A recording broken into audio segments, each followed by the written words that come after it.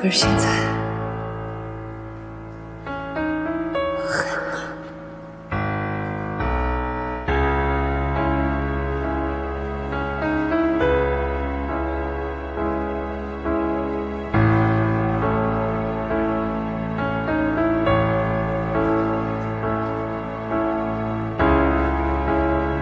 你。35岁，我老公背着我，跟他们公司的财务总监，我的老同学秦山，走到了一起。16年前，我也青春逼人，现在青春不在了，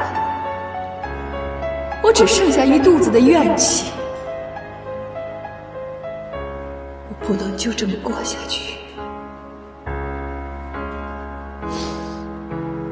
秦山，我可以把我的老公让给你了。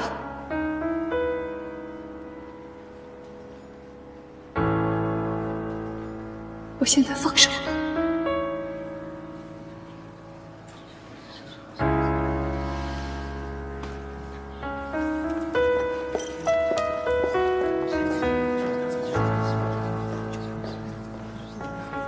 林伟，你等一下，我有话还没说完。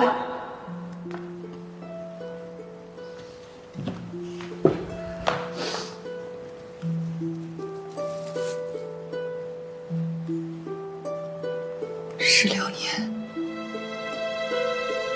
我对你所有的爱，到今天都变成了恨。我必须要把这些都说出来，不然我会疯，会死啊！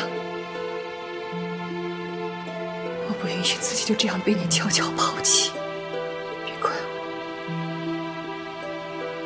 用这种形式把你对我的伤害还给你。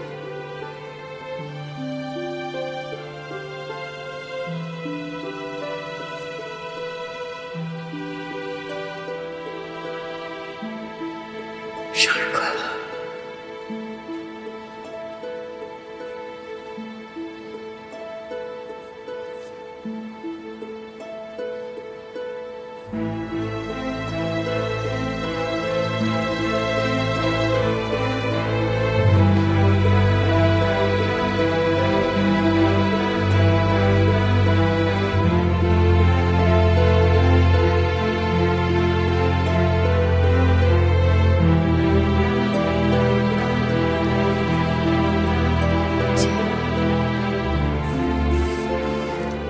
依林，对不起，德总，扫您的兴。你们的10年的照片很感动，但结局没想到。这么多年来，你对林伟的支持，我多多少少知道一些。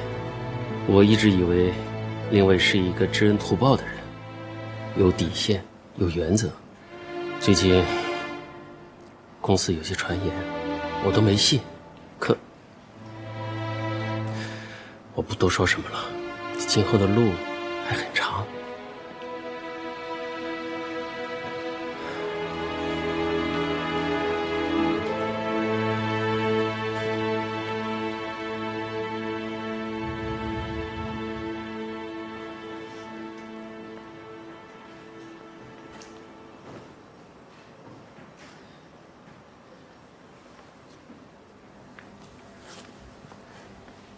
你怎么不说话呀？你不是电话里跟我说要跟我谈小莫的事儿吗？那就谈吧。既然都说到这一步了，那咱们也都别藏着掖着了。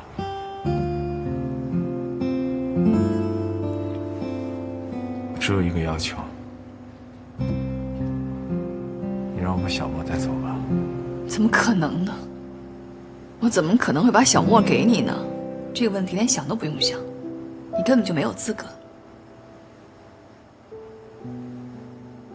是，我是没有资格说这样的话。我只是觉得咱们俩分手以后，你一个人带个孩子太不容易了。家里的房产、现金你都可以拿走，我就只想把孩子带走就行了。你听说哪个孩子跟后妈在一起能生活的幸福呀？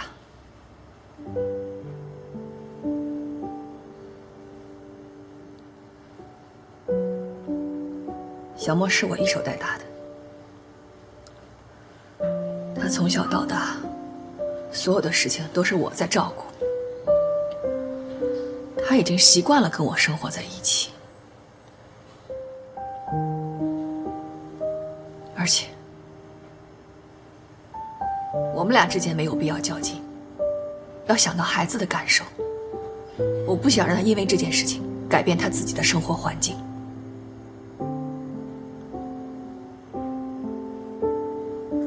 不过有一点你放心，你永远都是他的爸爸，这个我是清楚的。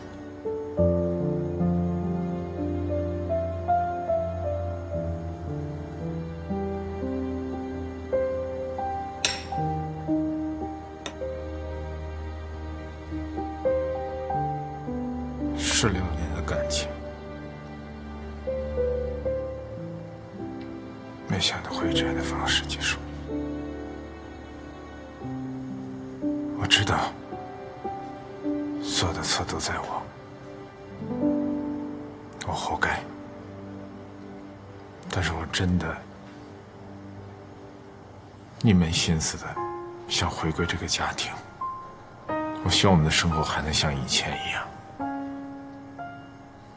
但是我真的没想到你会那么做，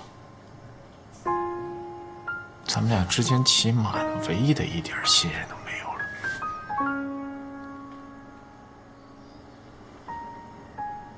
我承认，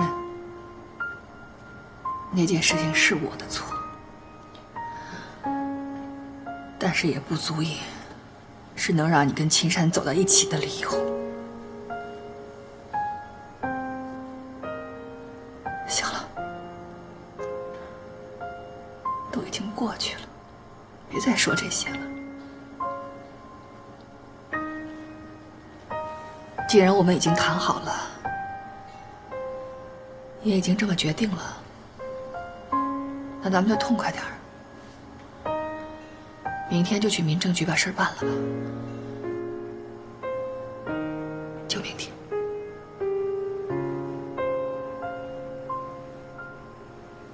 我先走了。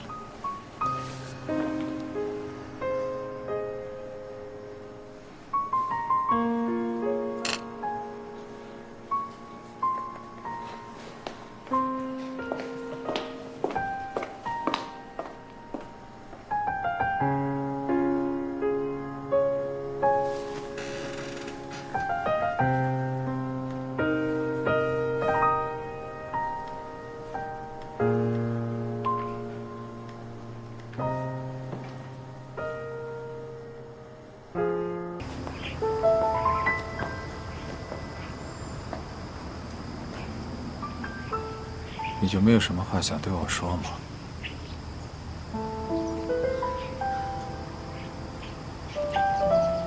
走了。哎，依林，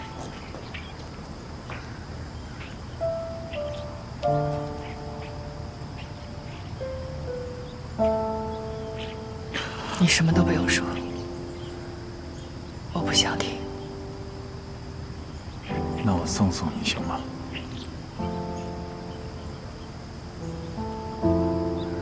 我向你保证，我什么都不说。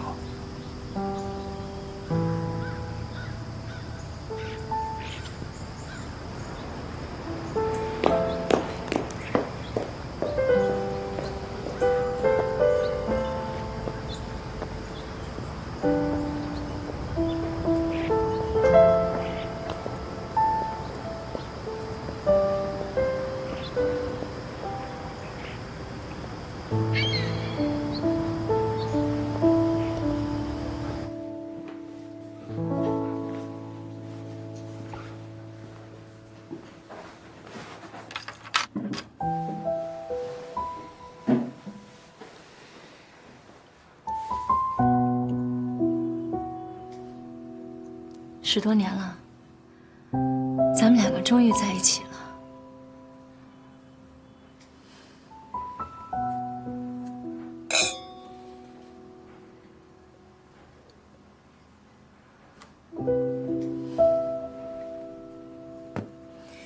明天你就搬过来住吧。青山，不是都离了吗？怕什么呀？公司那边的同事，我想过几天也就忘了。咱们俩的事儿，公司上上下下几乎全知道。我们又在同一家公司，今后抬头不见低头见。你觉得这样合适吗？那你什么意思啊？我觉得挺别扭的。其实我是想，我不辞职。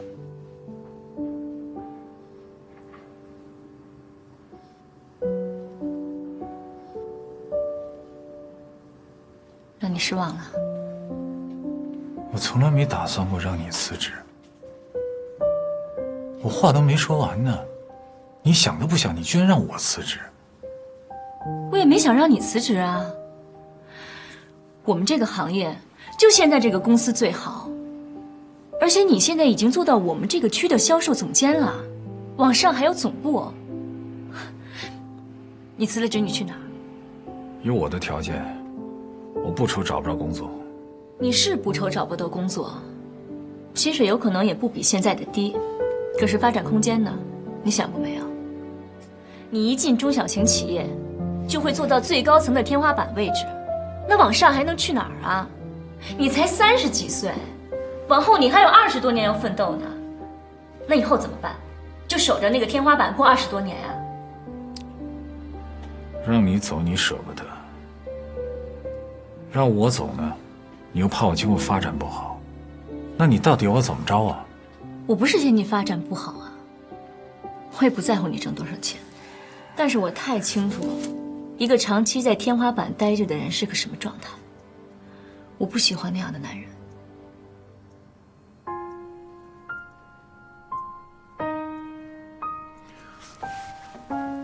深深，我到底要怎么做，你才能够满意呢？我们都留在公司，一起做到总部。我这个人就这样，可能别人呢喜欢中高层的感觉，而我偏偏就喜欢后面还有一大段路要走。我想你也是这样的。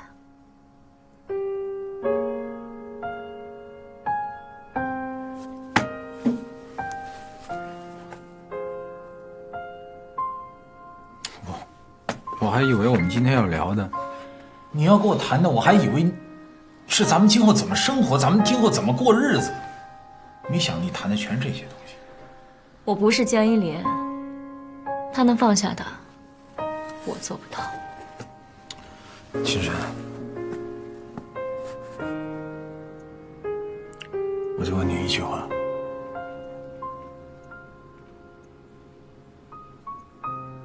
你是真的爱我吗？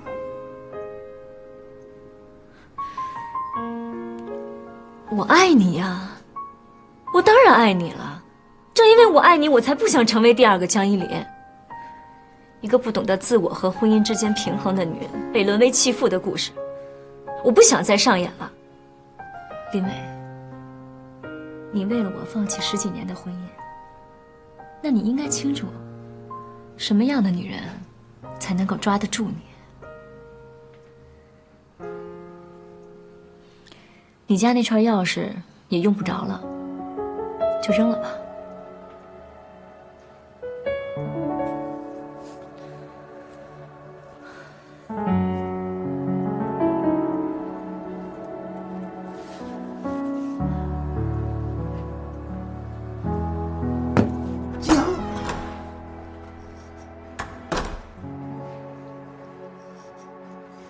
爸，妈，乖吗？妈，我又快输了。小莫，棋不下了，去做作业去。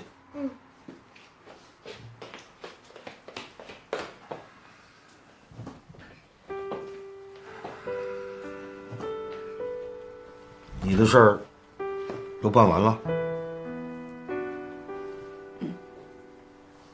办完了好，办完了就踏实了。从今往后啊，就带着小莫，好好的过日子。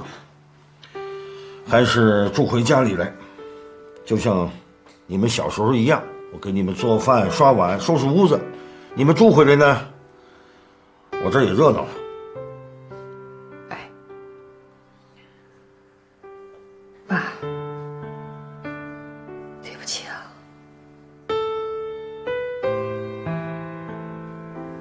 我让您失望了。不过您不用担心，我没事儿。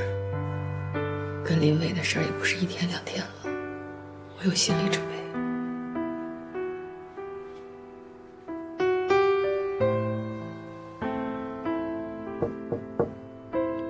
小莫，妈妈可以进来吗？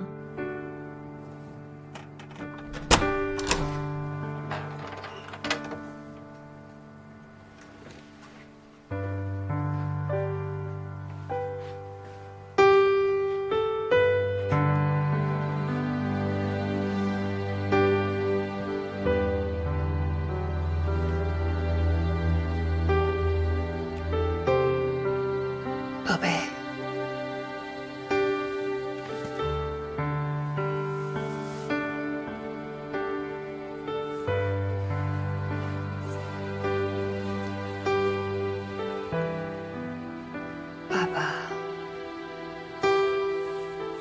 爸爸和妈妈今天分开了，以后就是妈妈带着你了，行吗？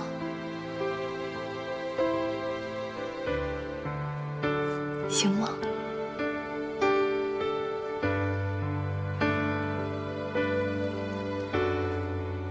妈妈保证，以后能让你生活得更好。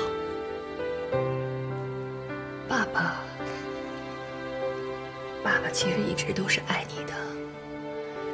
如果你想到了，就跟妈妈说，妈妈可以带你去见他。你跟爸爸之间的事情，妈妈不会干涉，好吗？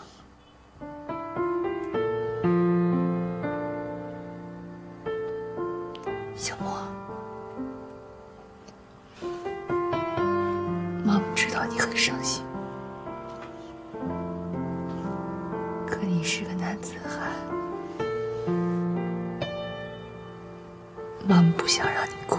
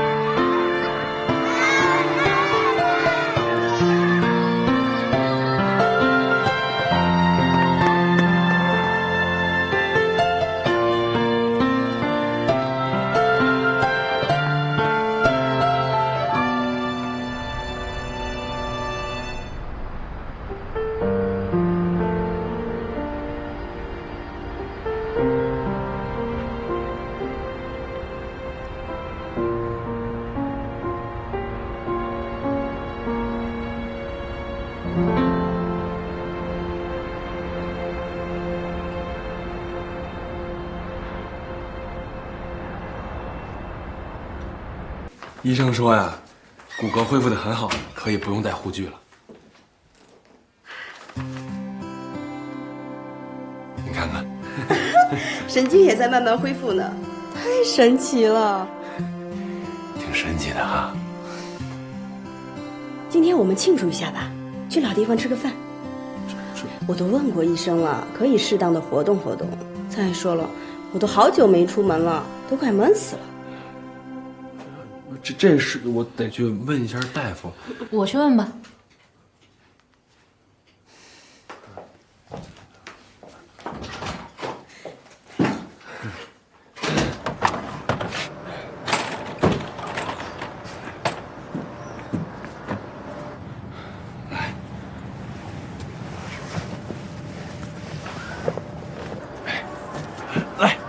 来，车，你能帮我进去吗？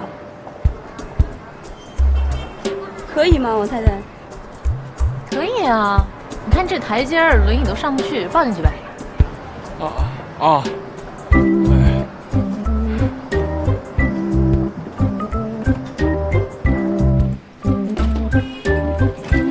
慢点！哎，好嘞，来，我给你往前挪啊！哎，你们来了。老板。哎，老板。哎，怎么回事啊？哎呦，这个受了点小伤。哦，哎，你们俩好长时间没来了吧？结婚了吗？雨明结婚了，小韩还没有。哦。老板，点菜。好。老3样。来一个香里腊肉、宫保鸡丁，还有双椒鱼头。哎呦，双椒鱼头你吃不了吧？这太辣了。我给你点的，你不是喜欢吃吗？我吃什么都行。没关系的，再来2碗米饭，我半碗，你1碗半。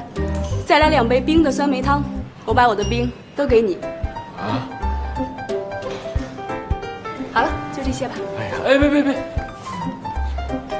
那什么，你吃什么呀？对不起，我真的不是故意的，因为之前总是跟他来，所以都习惯了。没事儿。你想吃什么？你们这热菜都已经点差不多了，那就再来个凉菜。泡椒凤爪，老板就这样去吧。哦，好的，马上打。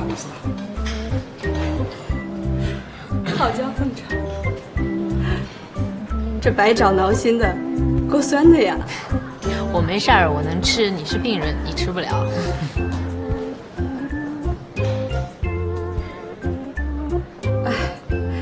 好久没出来了，今天的阳光真好。是，挺好的。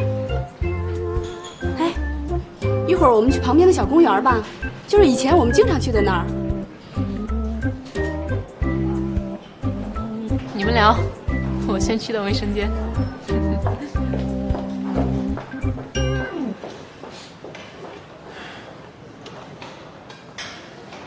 他不会生气了吧？应该没有。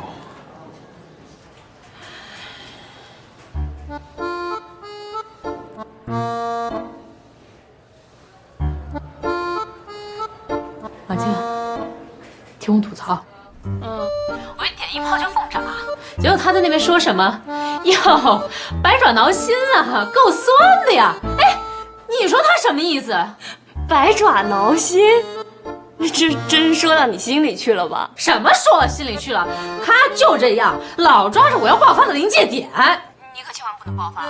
你这一爆发就成泼妇了，这吃饭的都没了。我知道，我说这种人真是太难对付了，老扎着我，我还没法回我。那人家也是见过世面的，好不好？刚吃饭的时候，他就一直在那边说他跟王宇明以前那点事儿，以前吃什么菜。还说什么一会儿我们去旁边小公园去逛逛吧？哎，你说他腿都这样了，他走什么呀？还是他王一鸣抱着他呀？那你们家老王呢？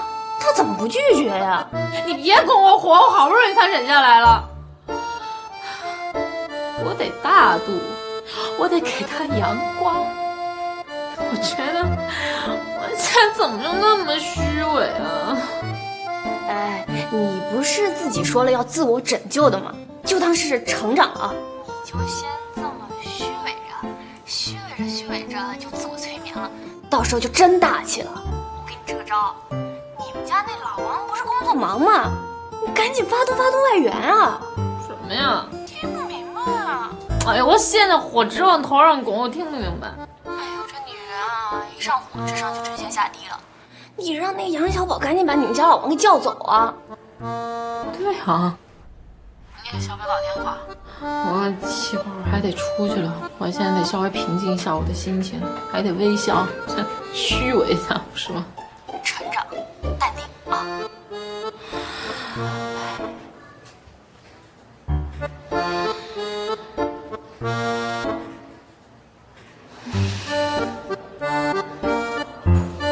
医生嘱咐你的话，你一定得记住了，知道吗？像那种双焦鱼头这么辣的东西就不能吃了，不容易康复，知道吗？知道啦。哟，都吃差不多了，要不叫老板买单吧？别，你还没吃呢。我不饿。江律师，你今天忙吗？我最近都不怎么忙。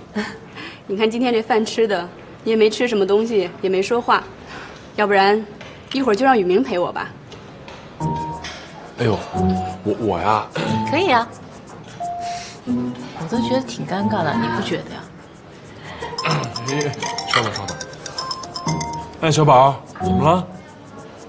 死循环？怎么会出现死循环呢？行，我知道了，我马上回来啊，等我马上到啊。哎，好嘞，哎，那个小韩，不好意思，我公司有点事儿，我得先回去。你去吧，反正今天的风也放了。哎呀，你看，真是实在不好意思啊，我这公司啊刚起步，这个项目对我来说还挺重要的，我要不回去吧，这仨都得抓了瞎啊。好了，你别解释了，再解释就没意思了。人家老板买单。哎，来了。多少钱啊？老顾客给你们打个折啊，160，160。哎，怎么样？口味还可以吧？啊，行，怎么样？这菜还可以吧？这个应该挺好吃的吧？我也没吃着。那下次有空你们俩，你们仨下次有空再来啊！一定，那刚好啊。好，刚好啊。那是干嘛呀？还要人家开口啊？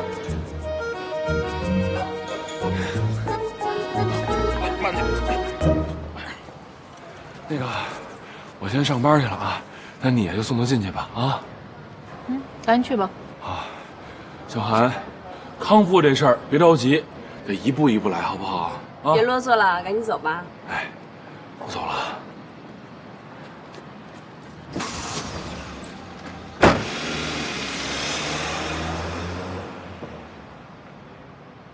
干嘛？非要撵我走，到头来还是我送你回去。谢谢你啊，江律师。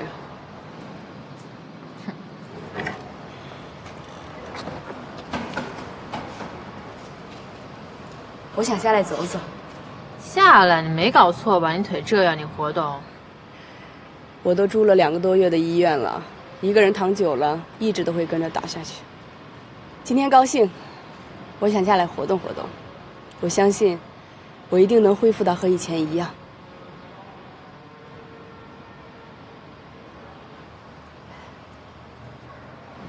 你真想下来走走啊？那我也扶不动你，我帮你去借副拐杖行不行？好。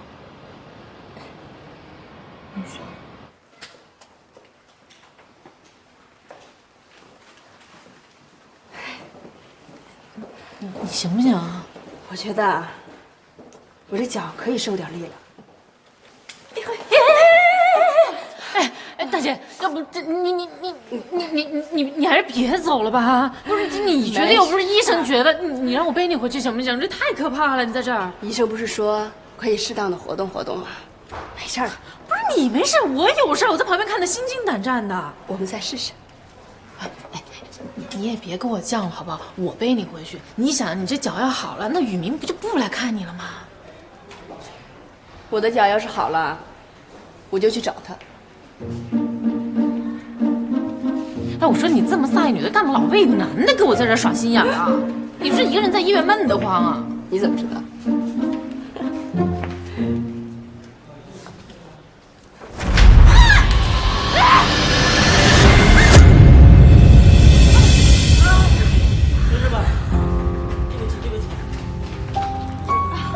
小韩，你没事吧？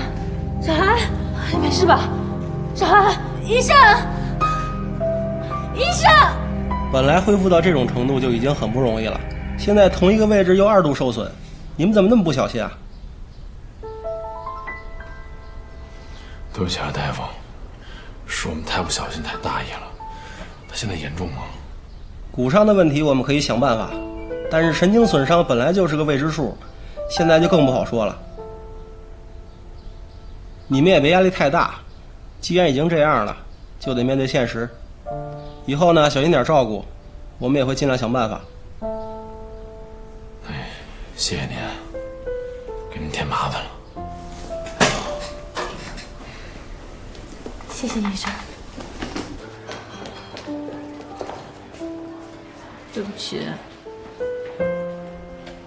行了，别担心了，他会好起来的。我不是故意的。我知道你不是故意的，可是你来医院照顾他，你是不是故意的呀？咱们能不能不再纠结这件事儿了，行吗？那我也做不到看着你去照顾你前女友，我心里还能踏踏实实的呀。你看，我已经答应让你来照顾他了，你说你心里还装种小心思，你有意思吗？哎，他万一要是站不起来了怎么办？那我都跟他说了，让他不要自己走，他自己非要站起来的。还有，小宝打电话催着我回去，是不是你指使的呀？我没干过这种事儿。行，咱说好了，咱们别再为小韩的事纠结了，行吗？那你俩一起去你们以前吃过的餐厅，点以前点过的菜，聊得热火朝天，还抱进门抱出门的，最后还一块逛公园，他还撵我走，那换做我你能舒服吗？是你对我太没有信心了。我以为你回来了，我们就应该重新开始了。从哪儿开始啊？从对彼此的信任开始。你说你揣这么多心眼儿，你让人不舒服了，你知道吗？是我心眼多行了吧？我心眼多到我为了护着他，我后脑勺子磕地上都没跟人说过。你磕地上了？那我看看，来，让我看看，看看磕哪儿了？疼不疼啊？啊，我看看好不好？来来来，哎呀，我看看。哎呀，你这别着急，你慢慢说。那好，那我晚上回来。怎么了呀？啊？我姐丢了，你去照顾小韩吧，我走了。哎呀，你这样，我去跟小韩打个招呼，我陪你去啊，你等我啊，等我一下，马上啊。他没来找过我，也没给我打过电话。那要不要一块儿找找去？我怕他到时候见到我，他会更生气。李明，哎，跟依林的事儿，给你们添麻烦了。今后小莫和依林还得靠你们多照顾。姐夫，谢谢你们了。就是那天过生日那事儿啊，你也别想多了。等那事过去之后，我再约你纪念馆啊。那我先走了。如果找到他，给我发个短信。哎，那我先进去了。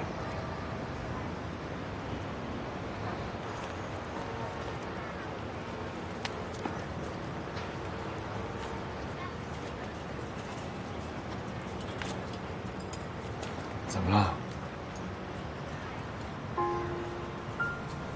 没事儿，想起我姐大学时候的样子了。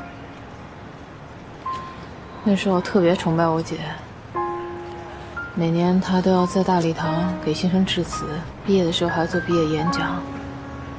我就翘了课过来看她做演讲，在台下像个粉丝一样看着她，觉得她特大方，特漂亮。那时候林伟啊，就站我旁边。那时候他看他的眼神，让我觉得别说是这辈子了，就是下辈子他也不会放手。谁知道今天会成这样？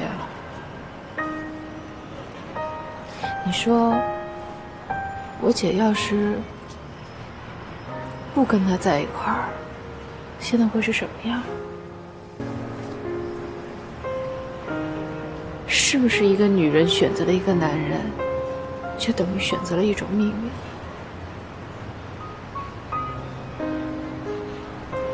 一凡，我觉得你应该现在想一想，你姐还会去哪儿？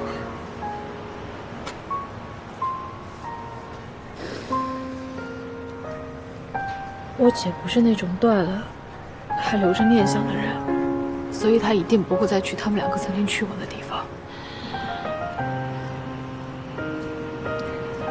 有一地儿，好久没去过了。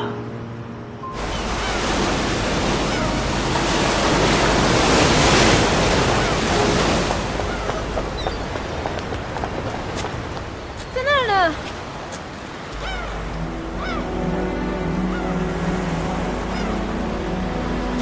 哎，你就别去了，好吧？哎，那个哥，要不麻烦您给劝劝。行，我去看看。哎，您别走，等我。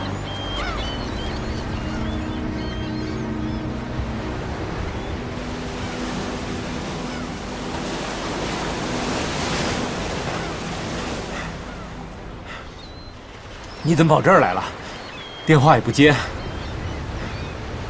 我小的时候，我爸爸就跟我说，面对大海，可以忘掉一切烦恼。你现在好点了吗？我妈妈刚刚去世的时候，我每天都到海边来，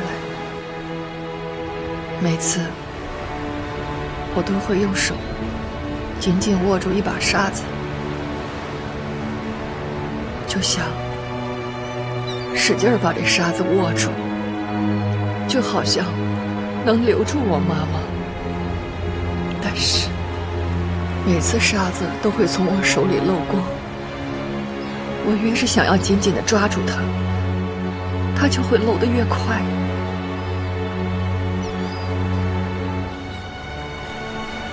后来我才意识到，有一些不是属于我的东西，一定会走的。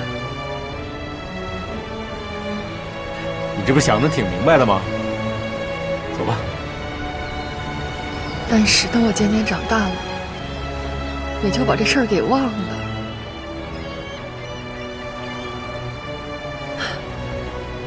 我怎么就给忘了呢？怎么就忘了呢？还想一个劲儿使劲儿地抓住。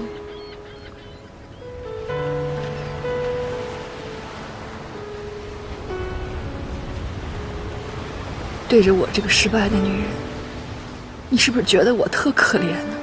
你干嘛要这么想啊？这件事情你从头到尾一点错都没有。别再琢磨这个，明天就是一个新的开始。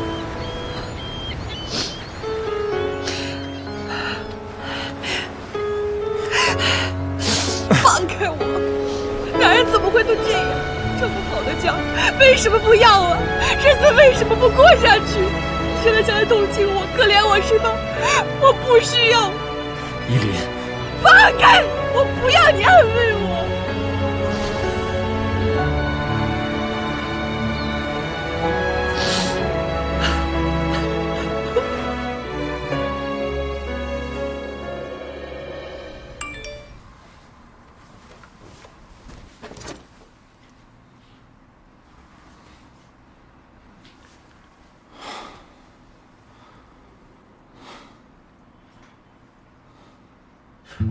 如果要是你觉着热的话呢，我这边有凉水；要是觉着凉的话，这边还有热水。以后你要是对水温有什么要求，提前跟我说，我好准备。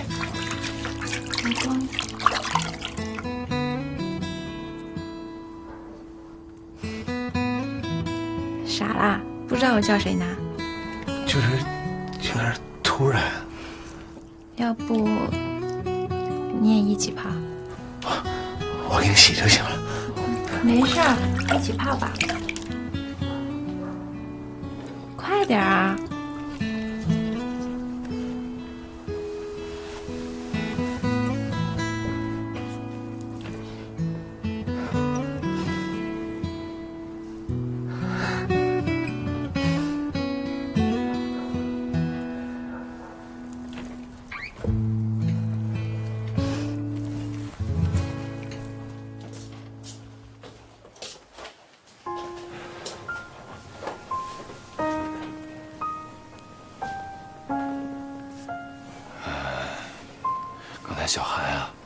来电话了，说呢让你别往心里去，今天这事儿呢跟你没关系，都是他自己啊不注意。对不起。你还跟我说什么对不起啊？我还没来得及跟你说对不起呢。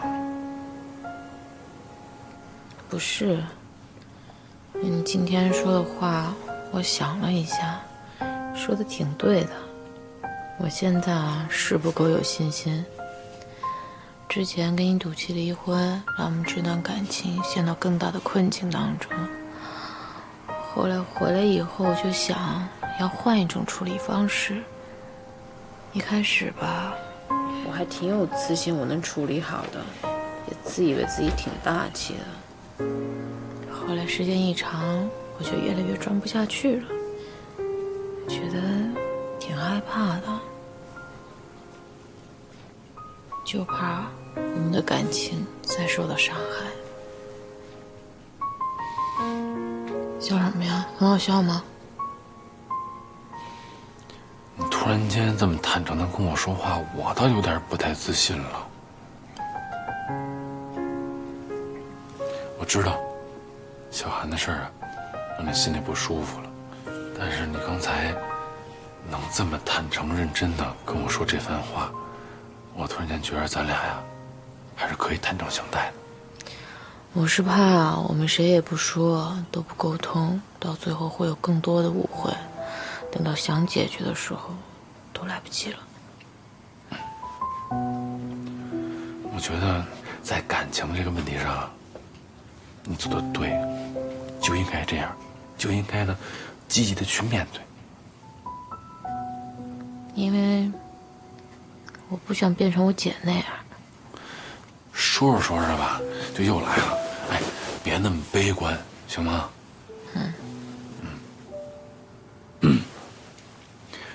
你有没有发现，就是小韩啊，住院这么长时间了，没人来看他。他爸妈不知道啊。其实呢，他也不愿意别人啊知道这件事儿。他5岁的时候，他爸妈就离婚了，他呢就没人管了，奶奶呢就把他接走给带大了。后来爸爸妈妈又各自有了新的家庭，带着他呢又都不太方便。奶奶去世以后啊，他就更没人去关心他了。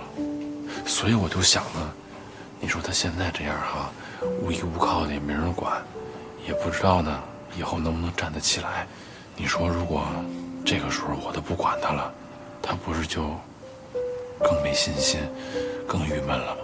所以我不管小韩之前怎么跟我闹，我都没说不管他，就是想呢让他多一些希望，多一些信心。你看啊，要是站在一个普通朋友角度来看，你也不希望你老公是一个没人情味的人呀，啊！但是道理我都懂，我现在结婚了，我有老婆，我有家庭，那我也得考虑你的感受啊。所以我想好了，我想呢，我找一个机会，我到时候跟小韩呢，好好的说一说。所以你相信我，我一定会处理好的，好吗？你今天头磕哪儿了？你给我看看呗。就是，哎呦，疼，我气大爆了都。哎呀，那我抱你一个啊，别生气了啊。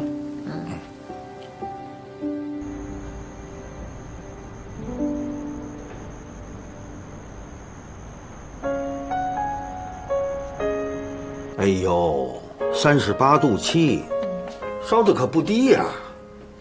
妈妈，喝点水吧。哦。妈，你太没出息了。妈妈怎么没出息了？我都没事儿了，你还这样，怎么样？我过得更好啊？你听听，小莫都看不下去了。我实在是太对不住你们这一老一小了啊！知道就好。功课做完了吗？还有一点。快去做完了。阿公，交给你了。哎，好。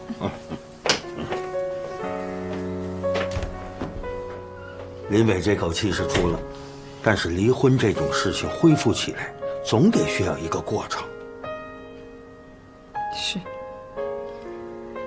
原来我没觉得，还以为我自己能扛得住。但真正离了以后，才发现，原来这16年我的生活重心都在他跟这个家上。突然现在一下子什么都没了，好像塌了一样。我突然不知道该怎么办了。是啊，对了，你小的时候啊，爸爸没少带你去海边，你总是哭啊哭啊，你没少哭啊。可你后来呢，慢慢就不哭了。等你不哭了以后啊，学习成绩就开始好了，和其他小朋友的关系呢也开始好了。哎，爸爸什么意思呢？林伟的这件事情啊，毕竟已经过去了，过去的事情就应该把它放下。等你把它放下以后，看问题的角度啊，就会发生改变。到那个时候啊，你就知道该怎么生活了。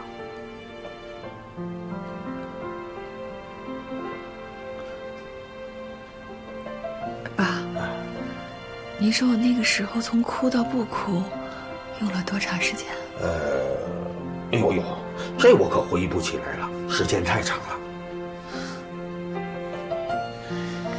小莫说的对，我是有点太没出息了。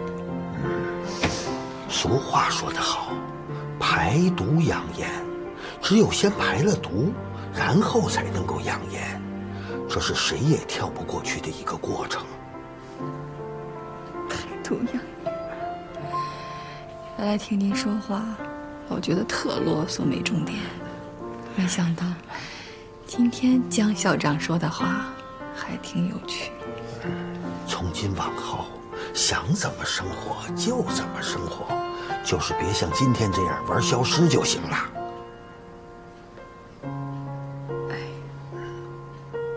谢谢爸。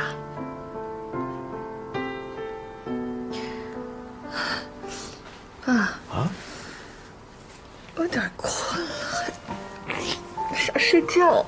这就对了，想睡呢你就睡一会儿。明天呢，我再到医院去，给你取点药啊。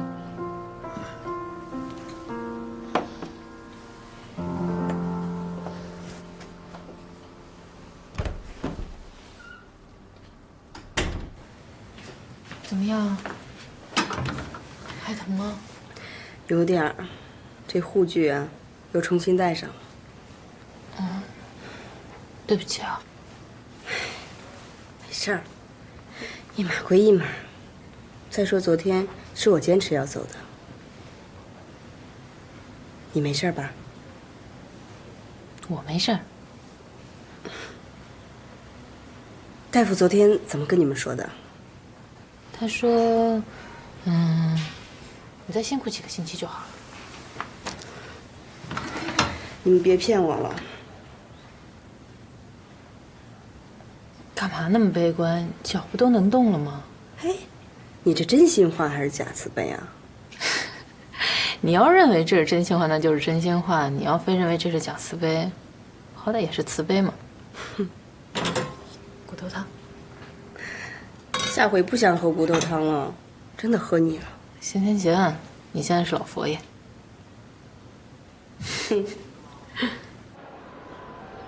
一凡，哎，爸，你怎么跑医院来了？我来帮你姐呀取点药。你先别管我，你怎么会在这儿啊？谁住院了？你看看你现在这个样子。雨明跟我说了，说你们已经和好了。既然和好了，就好好的过日子吧。你这叫好好过呀？我再好好过日子。你在什么好好过呀？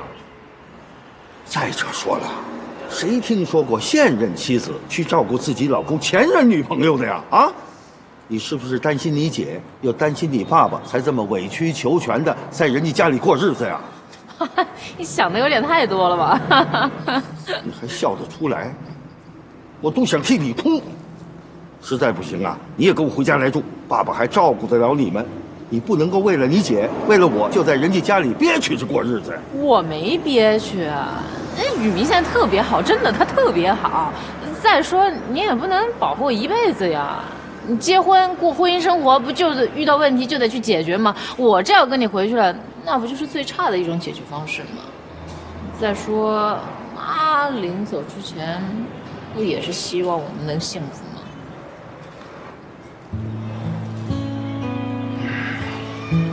你都知道了？对啊。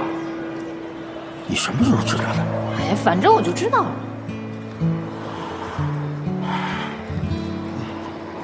那你觉得你现在就好吗？好不好都在我自己。爸，您呢就别操这个心了，回去照顾好姐就行。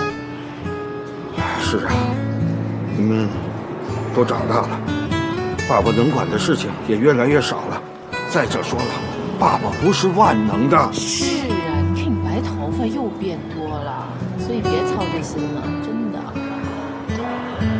哎，聪明姐现在对你怎么样啊？还去买那些保健品吗？你管的是不是有点太多了？哈哈，你别问这，赶紧跟姐送药去吧，咱我送你回去。好吧，谢谢。哎呦，我说，你这肚子都这么壮观了，还到处瞎溜达呢？你说我挺着这么大肚子才操心你的事儿，我多仗义啊我！啊，依林那边又出状况，感冒了，没什么大事。你现在就让他多开心点儿。哎，我说你现在多好一机会，你按兵不动，是不是要把我急死啊？你赶紧出手啊！这会儿出手，是不是有点乘人之危啊？错，这叫雪中送炭。依林姐现在是最需要关心的时候，也是最怕谈感情的时候。所以你要拿捏有度啊，这对你来说不难吧？搁以前嘛，当然也不难，而现在放在依林身上吧，好像还真是有点难度。果然是真爱呀！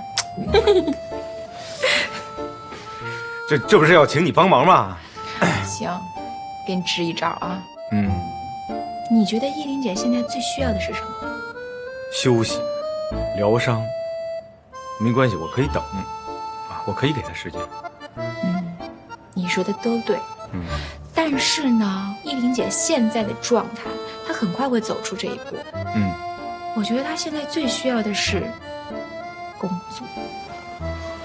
这个我已经帮她问好了，会计师事务所，她原来不就是从事务所出来的吗？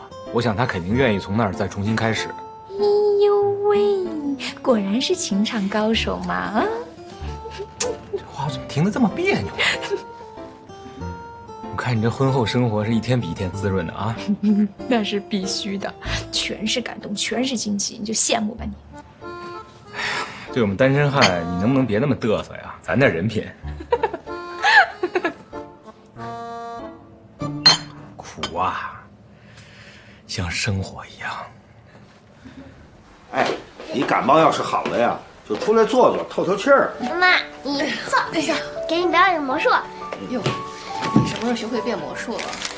老公，哎，来了！1、2、3，走你！当当当，变出钱来了，多俗，妈妈不喜欢。我的魔术怎么可能会俗呢？老公，来了！看好，这是钱。走你！当当当，这还行，还会别的吗？当然啦，老公，来了！1、2、3，走你！当当当，小船，妈妈送给你。妈妈不会变啊。你就完成最后一步，很简单，把船打开。船打开。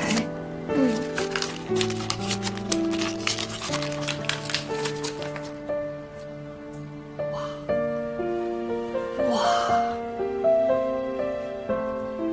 宝贝儿，你怎么考得这么好啊？真棒！但是啊，不许沾沾自喜。不会的，魔术怎么样？为了练好魔术，逗你开心呐，整整在他姨夫那儿啊，练了1个星期。真的？真的。妈，我最喜欢看你笑了。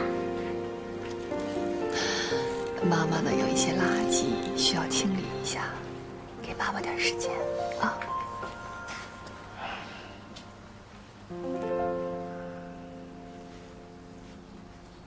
就咱俩人还整杯酒干嘛呀？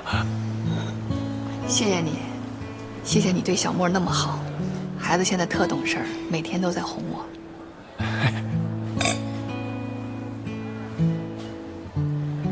以前呢，总把他们当孩子看，老觉得是我们大人在照顾他们。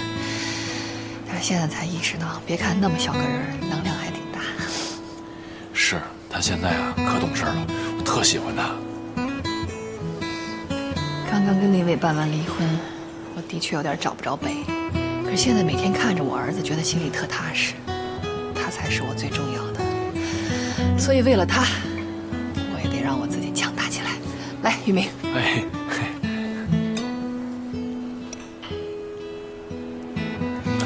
你教小莫变魔术，你自己也费了半天劲吧？没有，我多聪明一人呀！谢谢。哎，举手之劳，真的。我觉得你变了，好像比原来担当了。我妹妹没白回头。妈妈，对不起，我让您失望了。之前常陪我来看你的那个人，以后不会再来了。爸爸为了我的事儿，最近都瘦了。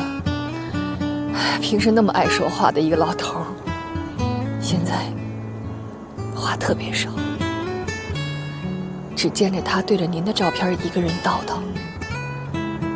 回头您就劝劝他，让他想开点儿，保佑爸爸平安吧。我挺好的，妈妈，不用担心我。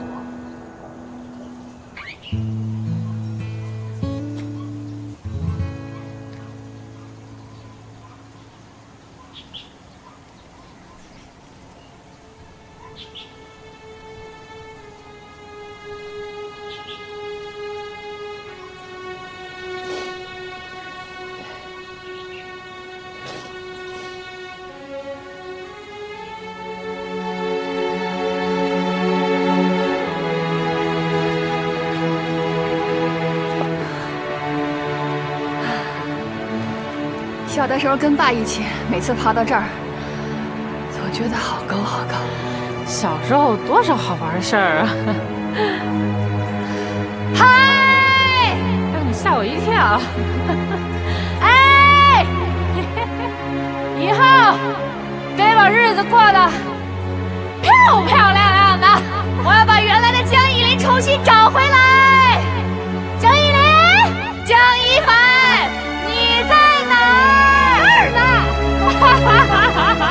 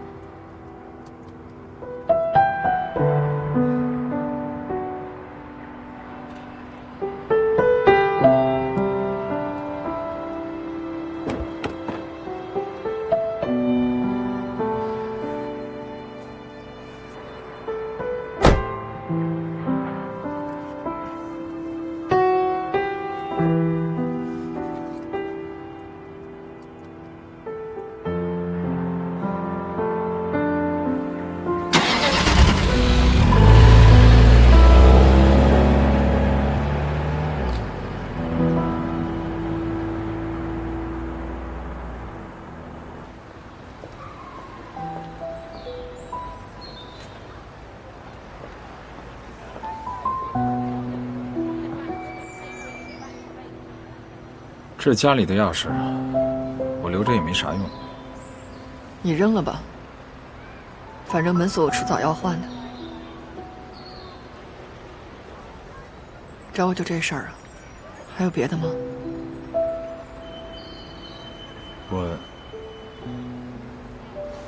我想见见小莫。你之前没跟我说呀？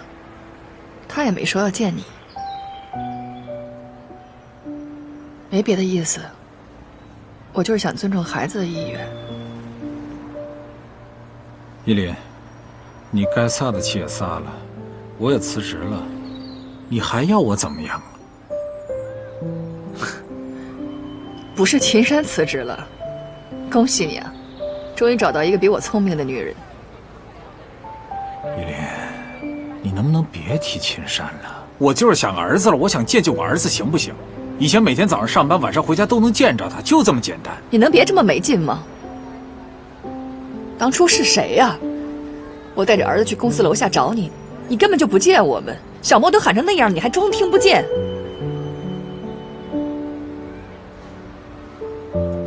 怎么了？在哪儿受委屈了？非要在儿子这儿找温暖？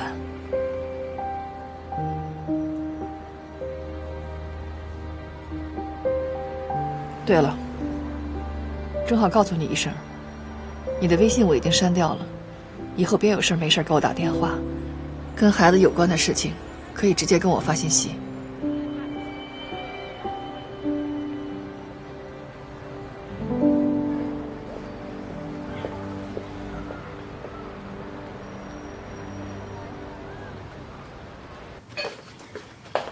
来，小莫，尝尝妈妈做的鱼，你先吃起来。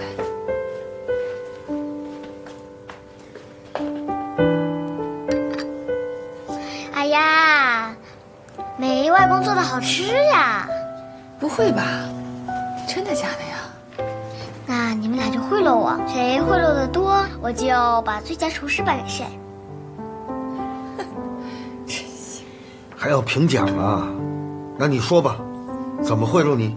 我要一个像以前一样动感、高兴的妈妈，还要一个像以前一样特别话痨的外公。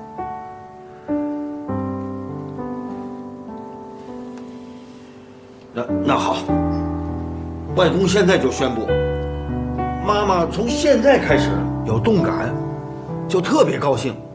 外公呢，从现在开始呢，也话痨。我现在就话痨啊！我开始话痨了啊！就这条鱼啊，劲儿可大了，拼命着跑啊，我就拉住它呀，那钩都差点折了，线也差点断了。呵，它劲儿可大了，它跑啊跑啊跑，我就拉着这个杆儿啊，那鱼钩都差点被它拽跑了，鱼线也……啊，外公，干杯干杯！来，干杯干杯！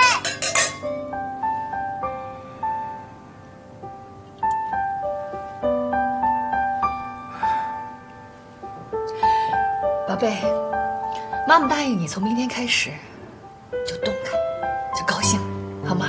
那你要怎么动感？去建材城，去逛家具店。你要换房子呀？爸，哪有您说的那么夸张？我就想把屋里的装饰，还有家具什么的重新摆摆，重新换换。过去都是别人说了算，现在不是好容易。我自己能做自己的主了吗？那就捯饬捯饬呗。为妈妈干杯！干杯！干杯！喝了它。